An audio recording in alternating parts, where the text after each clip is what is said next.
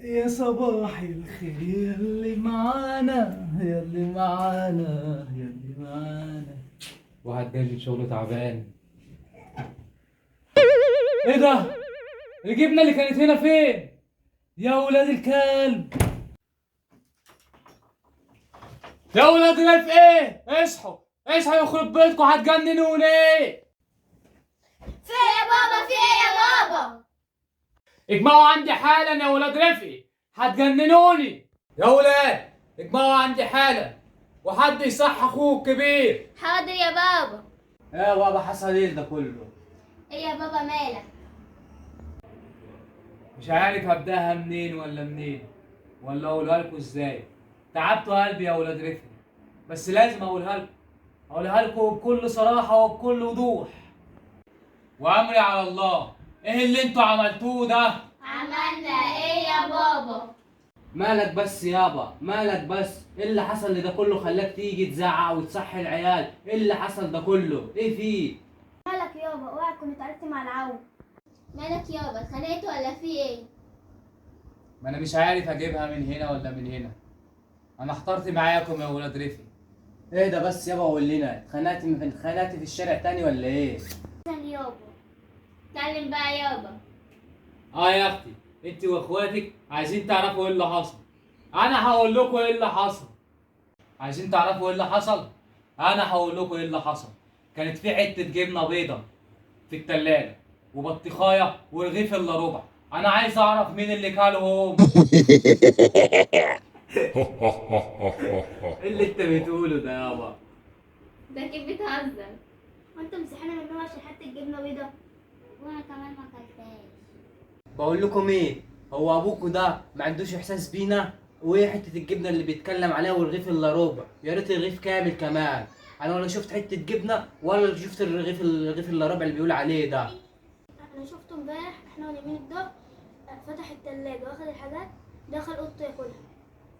جيران جاي ياكل معاه، راح طلق مرضاش ياكلني، راح قفل عليا الباب. ابوك ده جاله الزهايمر، كل ما يعمل حاجه ينساها، حتى انا كنت ببقى مولع المروحه وكان يطفيها. ابوكم واستحملوه. انتوا ما شفتوش الجدول الجديد؟ جدول ايه؟ جدول عن الميه والنور. انا كنت عايزه استحمى قبل ما يغير المواعيد، هو زمان وقطعها، خليكي قاعده. بس عشان ابوكوا جاي. اهو جالك الموت يا تارك الصلاه.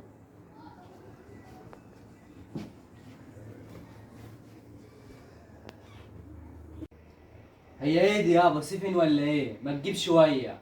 ها ها ها، ده استهلاكنا بتاعت الميه النهارده يا حبيبي. عايز كل واحد منكم يجيب القطره بتاعته عشان نقسمها على بعض. لا يا اما دي هتكفينا كلنا. باذن الله هتكفينا. انا عايزه استحمى يابا. تستحمي؟ تستحمي؟ نعم يا اختي، انت كل شويه تستحمي. دي مش اخر مره مستحميه من الاسبوع اللي فات. انت ايه؟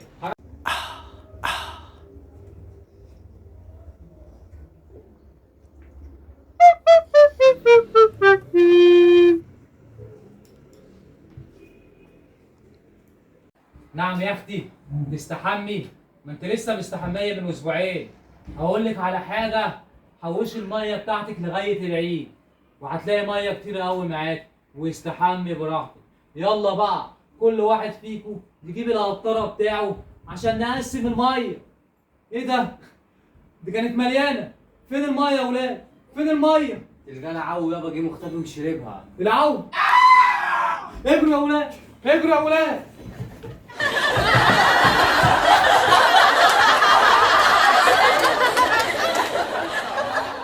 الحمد لله محدش شاف.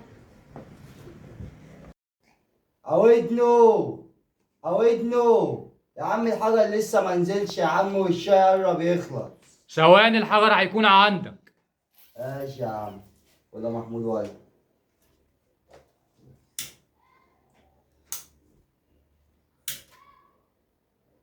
بقول لك يا محمود، هو ايه الصوت العالي اللي كان في شارعكوا ده يا عم؟ ده انا قمت من النوم مفجوع على الصوت. ده العود كان بيتعرف في شارعنا وضرب 3، في منهم واحد في حالة حرجة، ربنا يستر. على على كده التلاتة محمود اللي في المستشفى دول من عيلة مين؟ قالت السبعة. الله الله الله، دي هتبقى مجزرة على كده. اما ايوه، عشان الولد اللي في المستشفى ده ممكن يموت في اي لحظة. دي على كده هتبقى نهاية العود. انت عارف العو بيختفي في اي لحظة، والحكومة ماشية في كل مكان. بقول لك يا محمود، في عيل بيلف في الحارة كده كان بيدور على العود. اوعى تكون الولد بتاع الشقة اللي بحاله ده بايع الشقة دي بتاع مرتين العو. ده على كده العود، ده حكايته حكاية. اه يابا، دي الحكومة بتدور عليه بقالها سنتين. على كده العود، على كده الحكومة بتدور عليه، وغير الأستاذ بيدور عليه، وغير تقاوي بيدور عليه. طب كمان وصاحب الشقة بيدور عليه، قلب عليه الدنيا. احكي لي بالتفصيل على العركة بتاعت امبارح، ايه اللي حصل فيها؟ كان فيها سيوف وإزاز. هحكي لك عليها يا زميلي.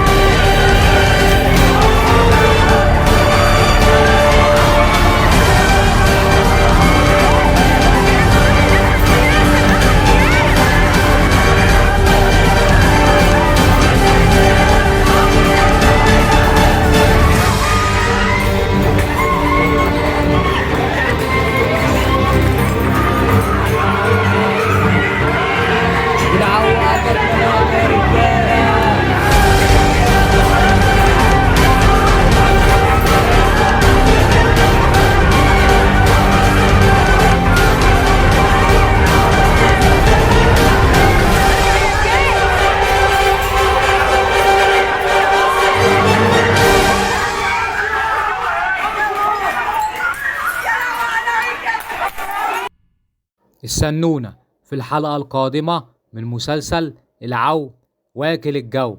معانا يا رب.